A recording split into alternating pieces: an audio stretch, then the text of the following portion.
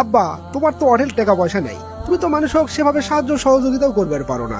তারপরও মানুষ তোমাকে এতই সম্মান করে, এতই ভালোবাসে, অথচ ওই পাড়ার দবির চৌধুরী চাচা কোটিপতি মানুষক তো টাকা দিয়ে ভরে ফেলে দেয়, তাক তো সেভাবে সম্মান করে না। এর কারণ কি আব্বা? বাবারে, মানুষ আমাকে সম্মান করে কিনা তা জানি না, কিন্তু মানুষ আমাকে কেউ অপছন্দ করে না। এর কারণ হচ্ছে আমি সারা জীবন কয়েকটা কাজ করে আসছি, আর আজকে তো আমি ওই জন্যই ডাকছি এই কথাগুলো তো কম। তুইও চেষ্টা করিস এই কথাগুলো অক্ষরে অক্ষরে মেনে চলবে। কি কি কাজ করছো আব্বা? শোন, মানুষের ভালোবাসা পাবার ছেলে, মানুষের শ্রদ্ধা পাবার ছেলে কিছু কথা সব সময় মনে রাখবো।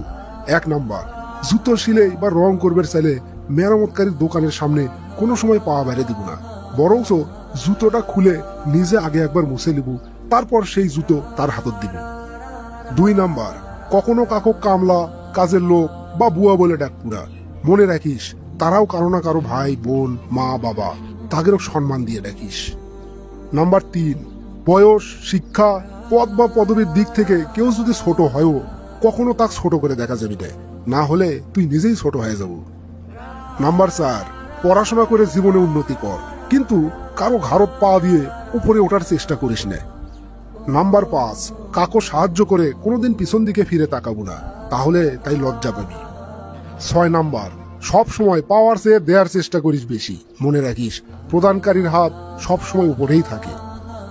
নাম্বার 7, এমন কোনো কাজ করিস নে যার কারণে তোর আর তোর পরিবারের উপর মানুষ আঙ্গুল তোলার সাহস পায়। নাম্বার 8, ছেলে হয়ে যখন জন্ম লিছু সবসময় তোর দায়িত্ব পালন করাই লাগবি, সুতরাং দায়িত্ব এড়ে যাওয়ার অভ্যেস তৈরি করিস নে, সবসময় দায়িত্ব পালন করার অভ্যেস তৈরি করব। 9 নাম্বার, তোর কি আছে, তোর শিক্ষাগত যোগ্যতা কি তা কিন্তু তোর গাঁত লেখা নেই, কিন্তু তোর ব্যবহারেই দেখা যাবি তোর পরিবার কোন জায়গাতে আছে। নাম্বার 10, কখনো মায়ের কথা শুনে বউকে এবং বইয়ের কথা শুনে মাও বিচারের কাঠ গড়ার দাঁড় করাস নে, কারণ তুই কাউকেই ফেলে দিবে পারবো না। নাম্বার 11, কারো বাসায় দাওয়াত খাবার গেলে আগেই বাড়ি 2 মুঠো ভাত খেয়ে যাস, অন্যের পাতিলের ভাতের আশায় জান থাকিস না কোনোদিন। 12 নাম্বার, কারো বাসার খাবার নিয়ে সমালোচনা করিস নে, কেউ কোনোদিন খাবার ইচ্ছে করে বিস্বাদ করার চেষ্টা করে না, সবসময় চেষ্টা করে অতিথিদেরও ভালো খাবারই দেওয়ার।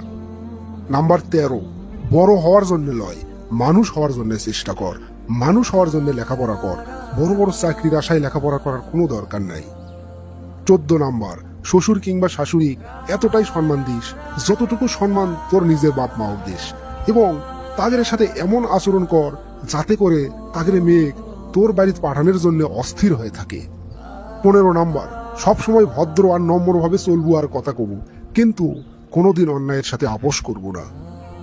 আব্বা, তোমার এই সবগুলো কথা আজকে আমি কাগজত মোটা মোটা করে লেখে আমার টেবিলের উপর টাঙে থমো, লেমিনেটিং করে টাঙে থমো, যাতে সারা জীবন এই জিনিসগুলো আমার চোখের সামনে থাকে। আর আমার জন্য দোয়া করো, এগুলো যেন আমি অক্ষরে অক্ষরে পালন করতে পারি।